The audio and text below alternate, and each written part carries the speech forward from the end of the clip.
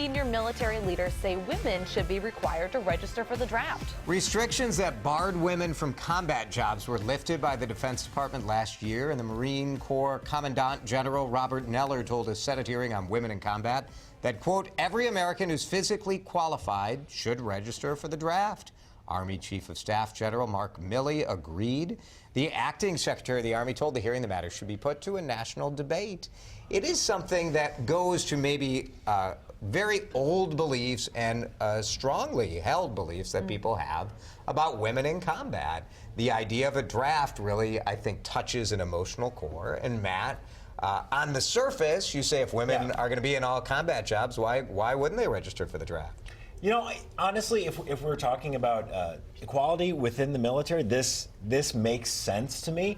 To be honest, like, if you put me through the combat tests right now, like, I'm not going to be passing. So they're still using the same standards for men and women. If they are physically able to do it and they're willing to do it, they want to do it, why not? Molly, registering for selective service is something that, Matt, I'm sure you remember doing. I remember doing it. Yeah, 18, it's a weird moment. You go, it's every man in this country, even some non-U.S. citizens, if you are living in this country, you have to register for selective service. But women have never been a part of that because women were never allowed to be in combat.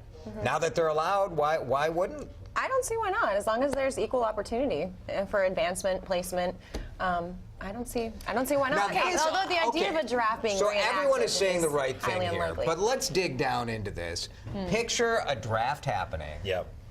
And 18, 20, 22-year-old women are then being drafted and having to go off to serve. Sure. Does that change things at all? You know, I don't ever see this happening again, and maybe that's naive. Maybe there's something I think that's could. fair, but this is what I think. Of course, when you put this up to a national debate, when you put up to a debate of 4 people, no one's going to say no. That's not a good idea. But this is some high-up military leaders who aren't happy about the fact that they've had to make these changes, and now they're saying, "Oh, okay, we'll do it this way then. Then you can sign up. You can be a part of everything." Putting it up for a national debate, I mean, it's just asking for.